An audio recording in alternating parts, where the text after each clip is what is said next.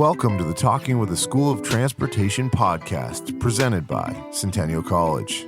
With your hosts, Ian Campbell and Harna Gill, let's get into it now.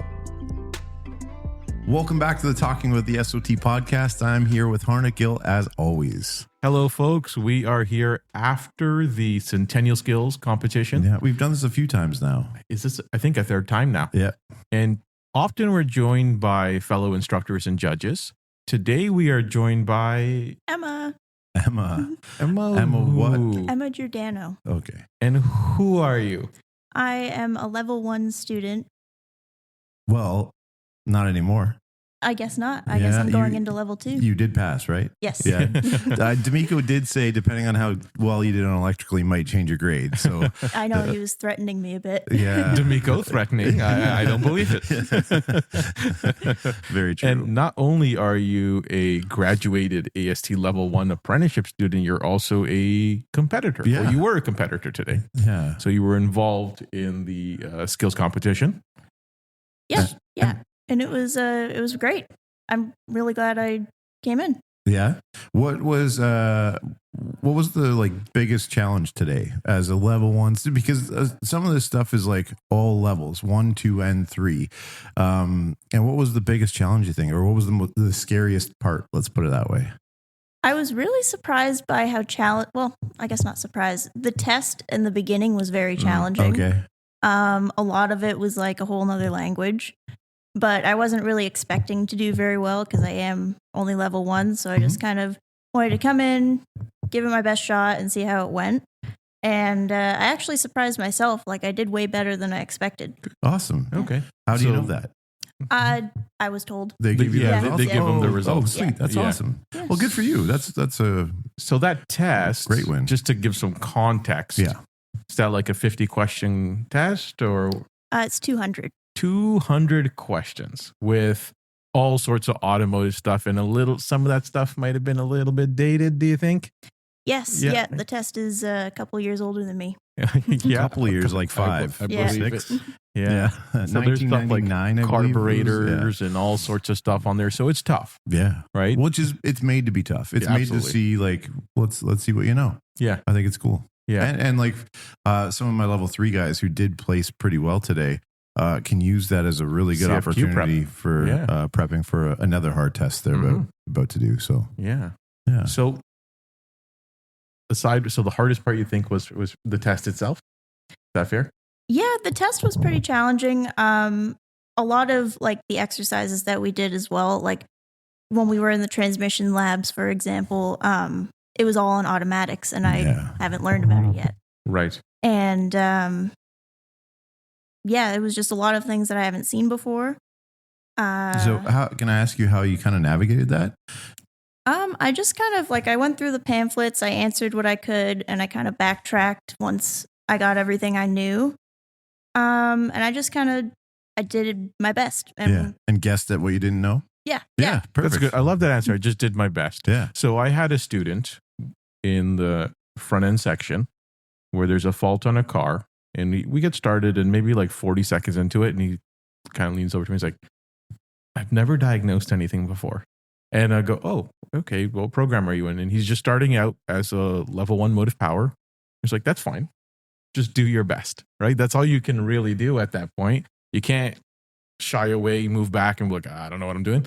You just kind of do what you can and try to push through. It's part of the experience, doing stuff or being exposed to stuff you've never dealt with. Can I ask what encouraged you to show up today? Because you're coming quite a distance. It's not like you just walked on over something to do for the day, right? Yeah, it was actually you guys. You guys recommended it to me and kind of gave me the confidence to show up today. And you guys were both great teachers. Yeah, thank you. She was looking past us. There was someone else walking by.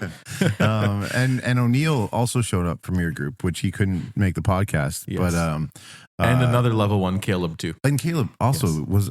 So it was awesome to see some of the entry level students get challenged with such a hard thing. And I had Caleb, if he listens to this, I had him in electrical, and he was just going, "Oh my goodness!"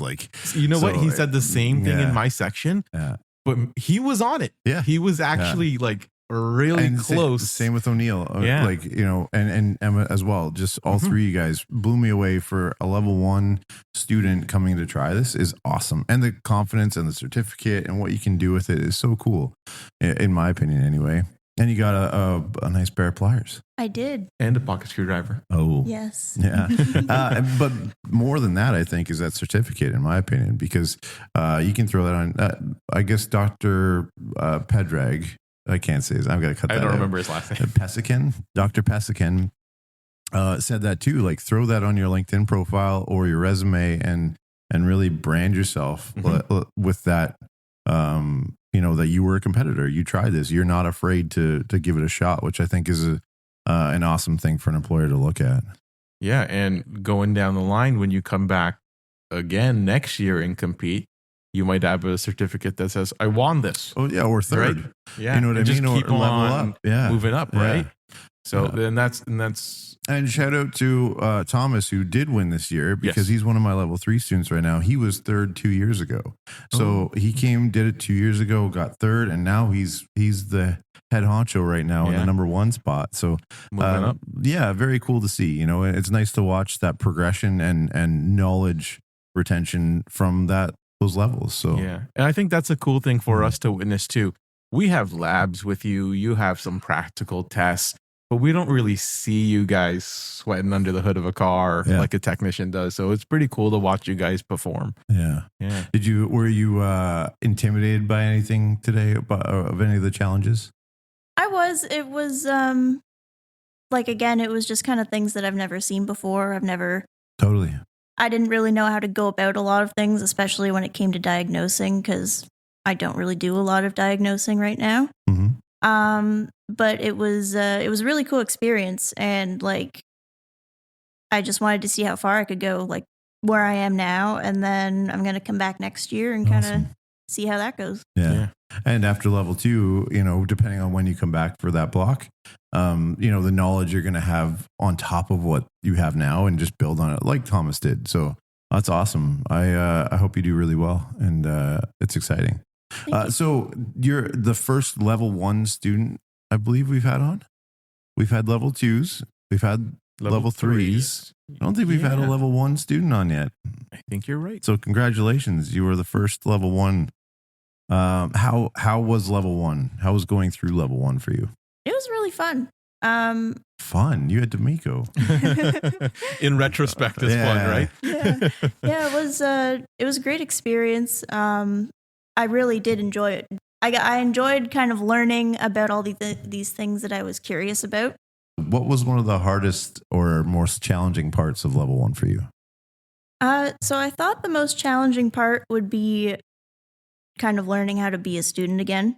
Okay. Like, I kind of coasted through high school, and I've been out of high school for going on 3 years now. Yeah, gotta be 3 years. Yeah. And for some of our students, that's not a lot of time. Yeah. Like, we get some students that haven't been back for 20 years. Oh, Like, yeah. So, 3 years feels like a lot for you, but then, some change of life or students that have a change of career Second path. anyway, career. Yeah. Yep. They are in a similar boat where they're like, oh my goodness, like, what am I going to do? So how did you navigate some of that fear or intimidation? I kind of just went at it like, I have to do this either way. I might as well just do my best and go from there. I took extra care to really pay attention during lectures, and I took good notes, I hope. And I just, I gave it my all, and that was enough. Yeah, and I remember you would often come at the end of class with, I have these questions from this lesson. What's going on with this? So it was, that's one thing I like to see as well. Sometimes there are students who have questions and don't ask them ever. Yeah. Then you will never get an answer that way. Unless you start doing some self-research or something like that, you really aren't going to be successful. So I encourage any students who are listening, if you have questions, you got to ask them, right? That's part of what you're doing here. So aside from the challenges, what were some of the positive aspects of your experience with level 1? I really enjoyed kind of hearing the lectures, and I think we had a really good group of classmates.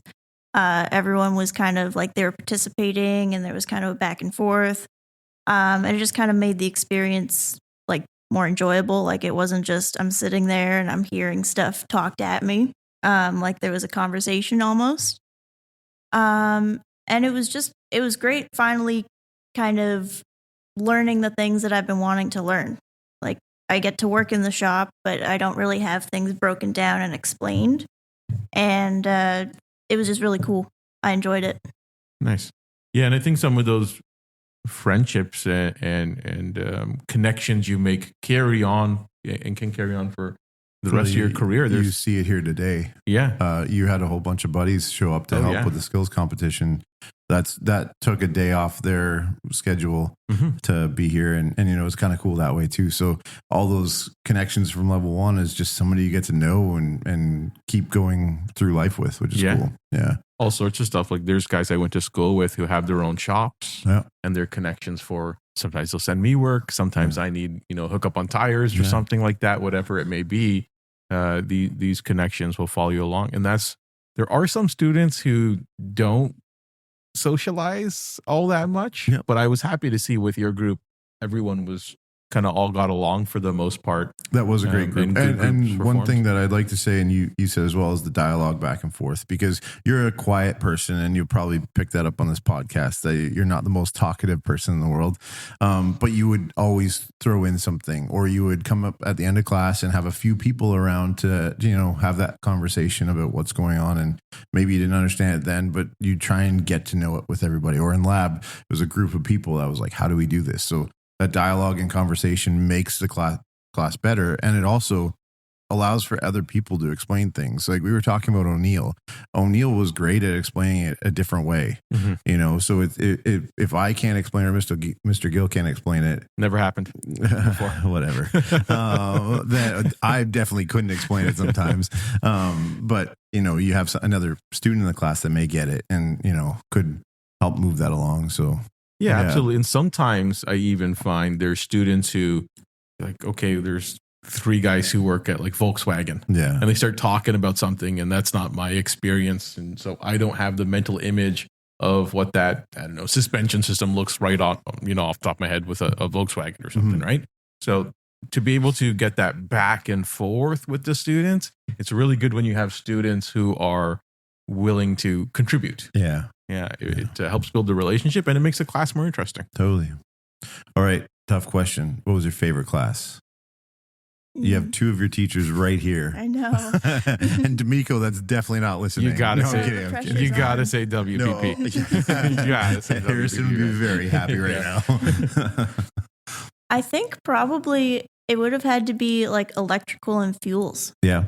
Specifically fuels. Like I really thought that I was going to struggle. I'm shocked by the fuels part of that. Yeah. So keep going, please. I really thought I was nervous about electrical because that's like my weak point. And I'm really glad that I had D'Amico for electrical.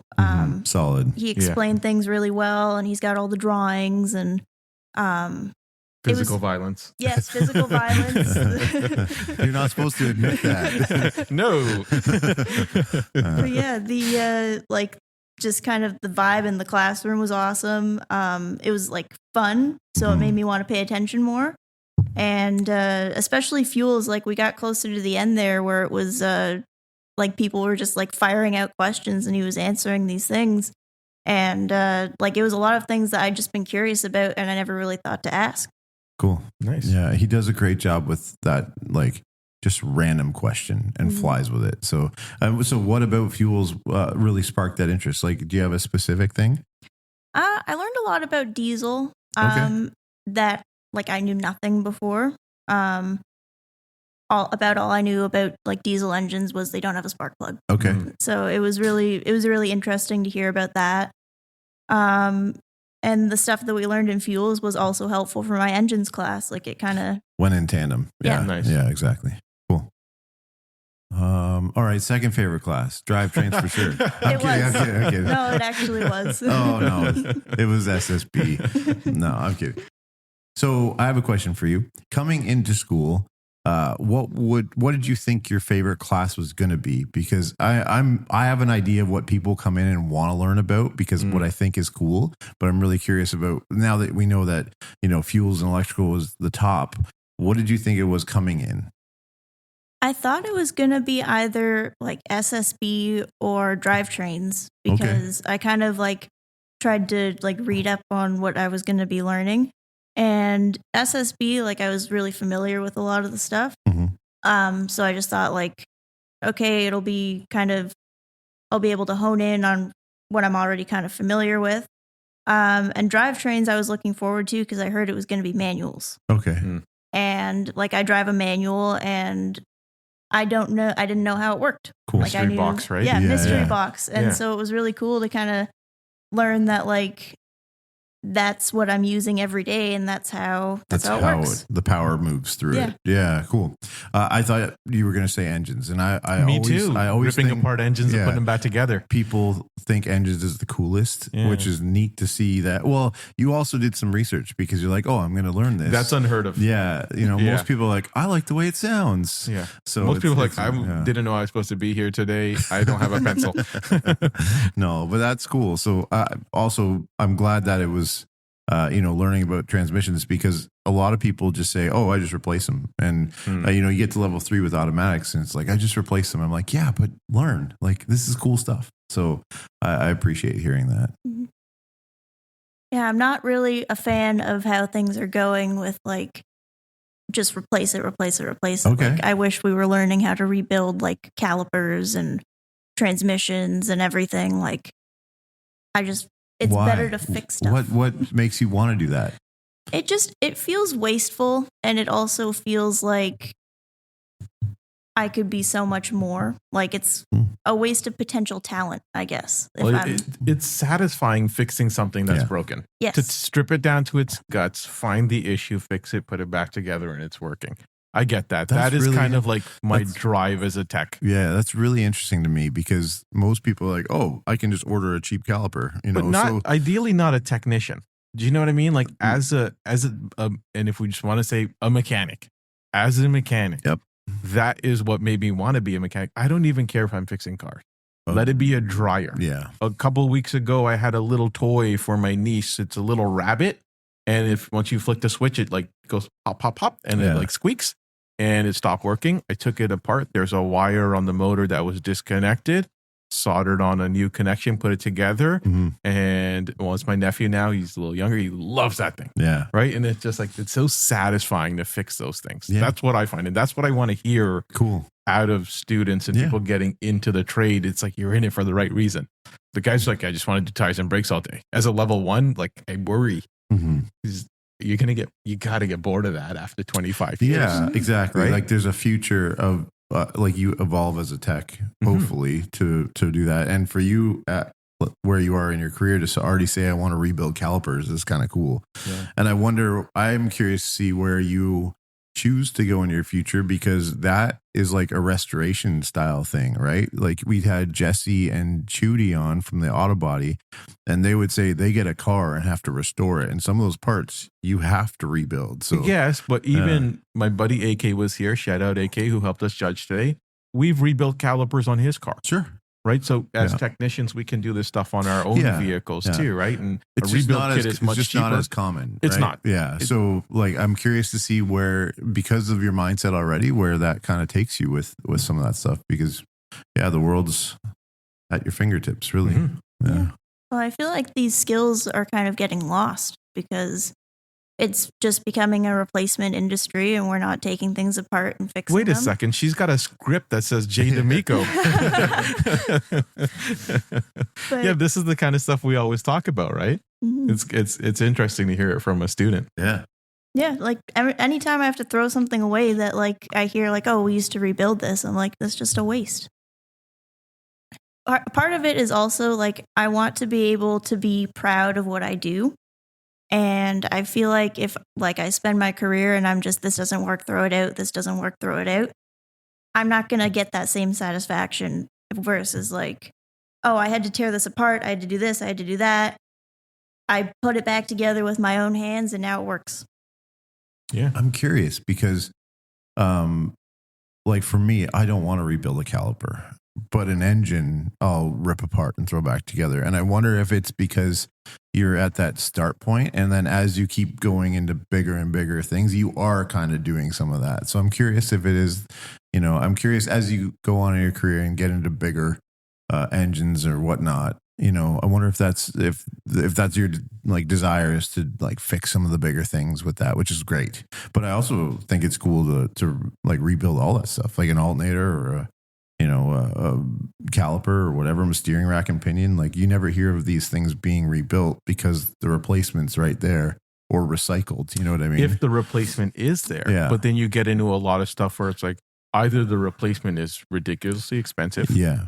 or what we call it Chrysler NS1, they don't make that part anymore. Mm-hmm. And man, we were getting up. One of the technicians at work was getting upset because there was a vehicle that was only 11 years old and they don't make the part anymore. He said, Wow. This thing's only 11 years old, but they don't make that model. They're only legally required to make the parts available as long as they're making that model of vehicle. Oh, really? And that's it. Yeah. So if you can rebuild it, and because if it's not available, Mhm. then you can fix that car where everyone's like, oh, sorry, you need a new car, Yeah. right? No one wants to hear that, right? So there is still that necessity of it to rebuild and be able to fix individual parts. Mhm. And of course, if a caliper is $120 or even cheaper, sure, throw the caliper on, when it's not all rusted or whatever it may be. But if it's a performance caliper and it's a little bit more expensive and it's just a leaking seal, Mhm. right? Get after it. That performance factor does change things too, Mhm. right? Because if it's just an OEM caliper, it may not be worth it. But if you can get a seal kit for performance caliper, then totally, like, I get that too. Yeah, interesting. Yeah, exactly. Like I totally get why we just replace like OEM calipers. Like it saves so much time if the price is relatively the same. Like it makes sense. But I just kind of like I want to know that for myself that I can do that. Yeah. So it's not even necessarily like I want to rebuild every single caliper that I have to change. Mhm. It's like I want to know that I can. Sure. Yeah. And Sometimes you said- want to know why it failed. Yeah. Yeah. What I would do when stuff would fail under warranty or whatever it is, I'd keep the old part on my bench. And then after, at the end of the day, when there's time, Tear it down. let's just start ripping it apart. Yeah. What happened here? I just want to know, even if I can't replace or repair this Totally. part. Because of knowledge. Yeah. Yeah. Well, one of the guys at my shop, like we do that. Like in the slow seasons, if we replace a part, like he'll be like, okay, hold on to this. And if we're not doing anything, then let's take it apart. And he kind of shows me how it works. And like we've taken apart all kinds of cool stuff. And Awesome. That's really good. it's really great. I It's how you appreciate learn. that. Yeah. That's good. What was the worst part of your experience in level 1? I'd have to say it was probably the commute. I'm from Aurelia, so it was like 2 hours ish. Like each way, right? Yeah. Yeah. Yeah, so That's 4 rough. hours in the car a day. Oh my God. Yeah. Would you listen to podcasts like this one? Yeah, I actually I'm started kidding. listening to Well, no, I did start listening to this one. I think I listened to the one on clutches like on the way into like a test we Yeah, had. I assigned that for you guys. Yeah, It's like, yeah. hey, I need views. Can you listen to this, please? What else? Like music, or did you just sit there and wallow saying, what is wrong with my brain and engines, or whatever the case might be? Yeah, no, lots of music. Yeah. I kind of like the morning was a lot nicer of a drive than the afternoon. Oh. Why? I think it was just because of the coffee. What- Like I'd stop Oh. at Tim's What and time do you hit the road in the morning for that commute? usually like 5:45 to 6 because Wow. On the road. Yeah. I'd try to get in early and I do some studying in the morning. What time would you roll in then? It's like 8 o'clock ish. Yeah, 8, Okay. 8:30. Yeah. Maybe I left a little bit later than that then. Sure. Ballpark. But I try to get in a little bit early. Just That's the best time to study. Yeah. Like you get a coffee at the caf or whatever you're doing, and just like I used to do that too when I was a student here. It was I'd come in early, and that was my favorite time to review stuff. And It's quiet. you know. And then we actually had a card game going every morning too, because we study my ass. Easier playing cards and poker. We would study and do our homework and everything like that, and then we'd all play president or whatever, and just a bunch of cards. And it was really cool because that community, again, with your friends, right? It made the college experience nice. So yeah, that's good. Yeah, it was like it was also nice because when I first kind of started this course, it like I was leaving it till like my ETA would be 9 o'clock, and I wouldn't get here till like 9:25. Yeah, that's the worst. Driving down Warden, and you're like, come on. Yeah, yeah. So it takes away the stress too. Yeah. No, good call. So, and do you think it was fatigue on the way home? Yeah, like for you're just had your brain melted from a whole bunch of content. Like a 2-hour drive is enough to make you tired. Totally. Let alone having spent all day in a classroom consuming content. So yeah. That's crazy. Good for you. Yeah. That's awesome. Yeah, and you would stick around after class too to try and like get all of it too, right? Like I've seen you in the drivetrains lab with a bunch of people just trying to figure stuff out for another half hour after class, which is great. That's what you want to see, except for when it's a snow day and it was like a 4-hour drive home, I'm sure. But because we did have some serious snow this year. Yeah. But yeah, it was like I'd always stick around when I had the chance, because I wanted to make the most of my experience. Like I wanted to I have a short time here, and I wanted to kind of learn as much as possible during that time. Totally. No, I like that a lot. All right. Well, that was a quick episode, but we're cooked from skills. So it's been a long day, and I think we can ask you a couple questions, and you got to drive home, which is, hopefully smoother on a Saturday. Yeah. Hopefully there's no traffic. We'll see. Yeah. All right. Well, speaking of driving, if you could have any vehicle. Now, we've seen some absurd ones over the couple of years we've done the podcast, but any vehicle, price is no limit. It could be a fictional thing, anything in the world. What's a fictional vehicle? I don't know, like some spaceship or like Thor's hammer. Like an X-Wing or something Thor's like hammer. that. X-Wing would be cool. That's yeah. Anything in the world. What would you drive? And if you have a road that you would drive it on, what would you do? I think I would want a 1976 Pontiac Firebird. Oh, really? My dad had one since he was 18. Okay. And he used to drive me around in it. And like I was little, like 5, and he'd take me under a bridge and he'd rev it up. And that would be, those are some of my best memories. And I would just love to have that car. He sold it a couple years before I got into cars. Okay. So you want to find that car. Yeah. I want to find that car. So if you have Emma's dad's car, give it back. Yes, give it back. I'm coming for you. Yeah. And do you have a specific spot you'd want to drive it? Nothing specific. Is there a specific bridge you remember it rumbling underneath? No, I just want like a long, windy road. Okay. And that's about it. No potholes, please. Yeah. Well, good luck. Yeah. So nowhere around here then. No. Yeah. That's cool. I love that. Yeah. That's a good memory and a good car too. Oh, yeah. Yeah. All right. So along another vein, favorite movie or TV show? When I watch TV, my go-to is It's Always Sunny in Philadelphia. Nice. I know Campbell here is a big fan of the show. Never watched the show. Even though we keep Danny telling you to watch DeVito's it. in it, right? Oh, yeah. And Arnold Schwarzenegger? Yeah. Do you have Isn't that Junior? No, Arnold Schwarzenegger's not. What is do you have a favorite episode? No, or I character? don't. My favorite character's got to be Charlie. Yeah, Charlie's the best. And Charlie's definitely the best. Charlie is the best. Yeah. Frank's a close second. Oh, yeah? Yeah. Yeah, they have a really strange dynamic. They really get do. weird. Okay. Awesome. And that is something that would probably make D'Amico pretty happy too. He's a big fan of the show too. Yeah. Yeah. So Always Sunny. Why? What about the show? It's really unique. Like you don't really find a lot of sitcoms that are really willing to go the places with humor that they go. Okay. It's just like it's always entertaining. Cool. It's not boring or repetitive. Like the later seasons get kind of, but it's good. All right.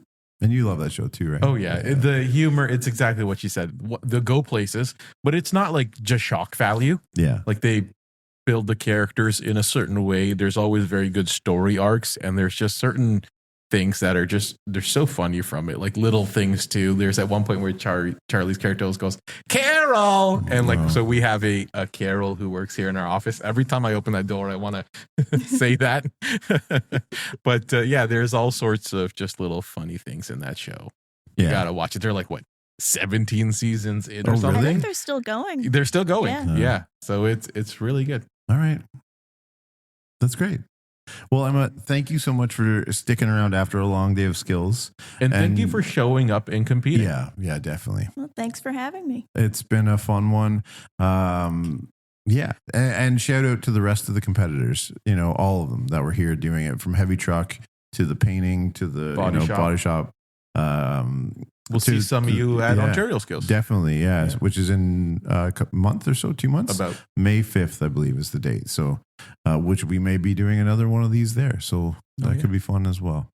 So, Emma, again, thank you so much for joining us. If you have a question or want a topic on the podcast or anything, I was going to say I've never got an email, but Emma actually sent us an email. Yeah. What? Yeah, I think I definitely did forward it to you. You don't pay attention to me. I am on my emails. And Alex Grupp, who's also on the podcast, sent the emails to us.